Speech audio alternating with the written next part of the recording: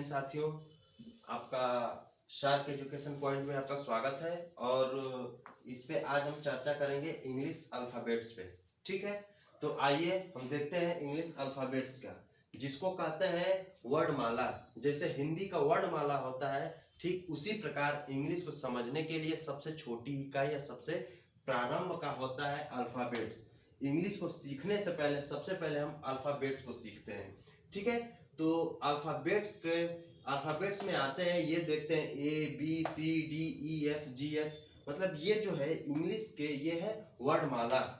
और इसमें टोटल संख्या इनकी होती है 26।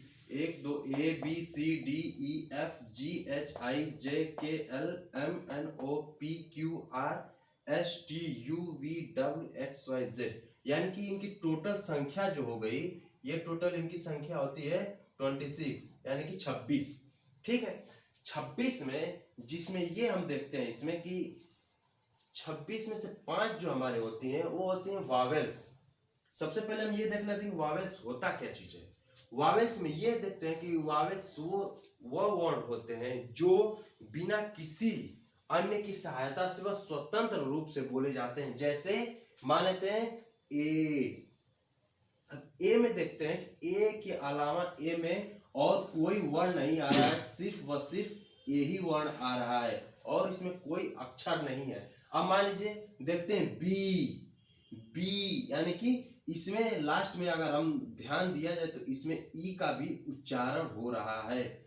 इसलिए अगर हम किसी शब्द को या किसी इंग्लिश अक्षर को यदि हम इसका उच्चारण करते हैं और उच्चारण में यदि कोई अन्य अक्षर का उच्चारण नहीं होता है तो हम उसे कहते हैं वावेल्स, यानी कि उसको कहते हैं हम वावेल्स।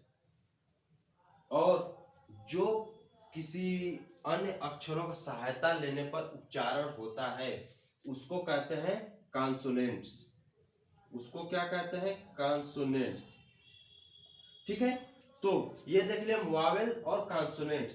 तो इसमें आप देख सकते हैं कि ए है, फर्स्ट में ABCD, मतलब इन तीनों को यदि हम उच्चारण करते हैं यानी BCD, तो लास्ट में उच्चारण में हमारा ई मिल रहा है, इसलिए इसको हम किस में रखेंगे?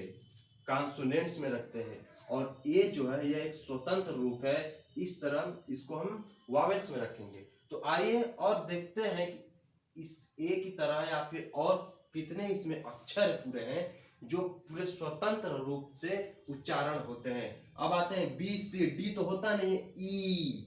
अब ई को उच्चारण करिए ई, अर्थात ई में भी क्या होता है कि यह एक स्वतंत्र ई, यानी कि लास्ट में हम करेंगे तो सिर्फ इसमें ई ही अक्षर आ रहा है, इसके अलावा और इसमें कोई अक्षर का उच्चारण नहीं हो रहा है, इसलिए यह भी क्या है? यह भी एक वावेल्स है। अब फिर आगे बढ़ते हैं एफ, यानी कि एफ में भी आ रहा है उसमें। फिर उसके बाद जी में भी आ रहा है, एच में भी आ रहा है, आई इसमें भी आ रहा है। अर्थात इसमें अगर हम पूरा करते हैं तो इसमें टोटल वावेल्स कितने होते हैं? 5। फर्स्ट AEIOU, अर्थात ये हमारे जो 5 होते हैं 1 2 3 4 5, ये जो टोटल हमारे वावेल्स की संख्या है, ये हमारी टोटल संख्या कितनी है? 5। और फिर उसके बाद हमारा टोटल कितना है? 26। तो यदि 26 में से टोटल संख्या वावेल्स की हो गई 5, तो हमारा कितना और बचेगा? यानी कि हमारा कॉन्सोनेंट कितना बचेगा? 21, यानी कि 21। ठीक है, तो ये तो हो गया हमारा वर्णमाला, जिसमें वर्णमाला में पूरा जो अक्षर होता है वो होता है 26, जिसमें 5 हमारा वावेल्स हो गए और 21 कितने क्या हो गए? हमारे कॉन्सोनेंट्स। ठीक है, ये हमारे वावेल्स और कॉन्सोनेंट्स हो गए।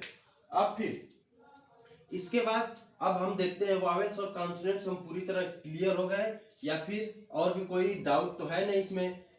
तो अब आगे बढ़ते हैं, इसके बाद चलते हैं आप सेंटेंस क्या होता है। ठीक है, यानी कि वावेल्स के बाद हम सेंटेंस पढ़ेंगे। सेंटेंस उसकी व्याख्या करेंगे, उसकी परिभाषा क्या है, होता क्या चीज है, उसके कितने पार्ट होते हैं, कैसे कैसे होते हैं। ठीक है, तो अब पढ़ते हैं हम क्या, सेंटेंस। सेंटेंस, सेंटेंस यानी किसको कहते हैं हिंदी में, वाक्य। वाक्य। तो सबसे पहले हमें जानेंगे सेंटेंस होता क्या चीज है। ठीक है, तो सेंटेंस यानी कि वाक्य ये होता है कि अगर हम देखें तो अक्षरें जो होती हैं, अक्षरों से हमारा बनता है, अगर कई अक्षर मान लीजिए, कोई भी मान लीजिए वावेल ही ले लीजिए, लिखा हुआ कॉन्सोनेंट लिखा है, वावेल जो भी लिखा है, कॉन्सोनेंट्स। ठीक है, ये क्या है, ये वर्णों का एक समूह है ये। ठीक है, ये अक्षरों का हमारा एक समूह है। तो यह जो अक्षरों का जब समूह होता है, जो कई अक्षर मिलाते हैं हम, तो उससे बनता है एक क्या, वर्ड बनता है। और वो भी कैसा वर्ड, कैसा समूह हम बनाएंगे कि वो वर्ड बनेगा। ऐसा तो है नहीं कि हम कोई भी अक्षर ले लिए, ये ले लिए ए ले लिए, सी डी और ये कर दिए, क्या गए, ये वर्ड हो गया। नहीं, वर्ड क्या करते हैं कि अक्षरों का वह व्यवस्थित समूह, जिसका एक क्या होता है, एक अर्थ निकले, एक सार्थक अर्थ निकलता है, उसको हम कहते हैं क्या, वर्ड। वर्ड अर्थात इसको कहते हैं क्या, शब्द। ये हो गया शब्द। अब शब्द क्या होता है कि हमारा जो अक्षरों का एक व्यवस्थित समूह, जिसका एक सार्थक अर्थ निकले, उसको हम कहते हैं वर्ड या फिर शब्द। अब मान लीजिए सेंटेंस, ये जो सेंटेंस, ये जो वर्ड लिखा हुआ है सेंटेंस, यह क्या है, एस अलग है, ई अलग है, एन अलग है, टी अलग है, ये सब क्या है, एक अलग अलग अक्षर ही तो हैं। अब फिर ये जो आपस में जब व्यवस्थित रूप से इसको रखा गया है, तो इसका एक अर्थ निकल रहा है, एक वाक्य, तब ये हम कह सकते हैं कि सेंटेंस जो है ये क्या है, वर्ड है। अर्थात कोई भी एक शब्दों का समूह ले लीजिए जिसका एक अर्थ निकले, तो उसको हम कहते हैं वर्ड। ठीक है, तो ये हो गया आपका वर्ड। तो फिर तो जैसा कि अभी आप लोगों ने देखा कि वर्ड क्या होता है, जैसा कि अभी हमने वर्ड बता दी, अब चलते हैं सेंटेंस पे। ठीक है, तो सेंटेंस क्या होता है कि वर्डों का वह व्यवस्थित समूह, जिसका एक कंप्लीट अर्थ निकले, उसको हम क्या कहते हैं, सेंटेंस कहते हैं।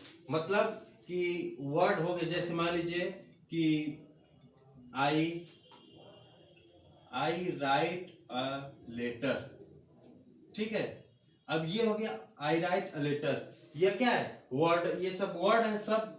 तो ये वर्डों का एक व्यवस्थित समूह, जो एक हमें एक अर्थ निकले। ठीक है, जिससे एक अर्थ निकलता है, वो होता है सेंटेंस। अब ये देख लीजिए, आई राइट अ लेटर, ये क्रम में, सही व्यवस्थित क्रम में भी है, और इसमें क्या है कि इसका एक अर्थ भी निकल रहा है, इसलिए हम इसको क्या कह सकते हैं, सेंटेंस कह सकते हैं। जैसे अब एक सेंटेंस होने के लिए सबसे कम क्या क्या जरूरत पड़ती है, ये आप देखते हैं। आइए, तो सबसे पहले जरूरत पड़ती है हमें subject plus verb plus object. यानी कि ये बेसिक अगर हम देख लिया जाए, या कम से कम देखा जाए, तो हमें कम से कम इन तीन की आवश्यकता पड़ती है। किसके लिए, एक सेंटेंस बनाने के लिए। तो ये हो गया हमारा सब्जेक्ट, वर्ब और ऑब्जेक्ट, ये तीन हमारा हो गया। तो अब आइए ये देखते हैं कि हम सब्जेक्ट को पहचानेंगे कैसे। तो जो भी हमारा एक सेंटेंस होता है, सेंटेंस में एक हमारे पास वर्ब मिलेगा, एक सब्जेक्ट मिलेगा और एक ऑब्जेक्ट मिलेगा। तो हम सब्जेक्ट को कैसे पहचानते हैं, ये देखिए। सब्जेक्ट को वर्ब में, यदि वर्ब को हम पूछते हैं, कौन लगाकर प्रश्न पूछते हैं वर्ब से, तो जो हमें उत्तर मिलता है वह क्या होता है, वह सब्जेक्ट होता है। जैसे यहाँ पे देख लीजिए, यहाँ पे क्या है, ये आई क्या है, यहाँ पे आई सब्जेक्ट है हमारा, और राइट क्या है, ये हमारा वर्ब, और ये लेटर क्या है, ये हमारा हो गया ऑब्जेक्ट। तो देखिए, वर्ब में हम जब कौन लगाकर जब प्रश्न पूछते हैं, तो हमारा जो उत्तर मिलता है वो होता है क्या, सब्जेक्ट।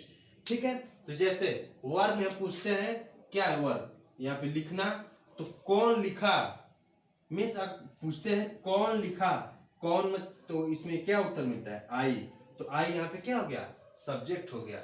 और फिर ये तो सब्जेक्ट के लिए कौन, यानी कि जब हम कौन लगाकर प्रश्न पूछते हैं, तो हमें मिलता है जो उत्तर वो होता है सब्जेक्ट। अब फिर ऑब्जेक्ट पता करने के लिए इसी वर्ब में क्या या किसको या किसकी, यानी कि क्या, क्या, किसको और किसकी, ठीक है।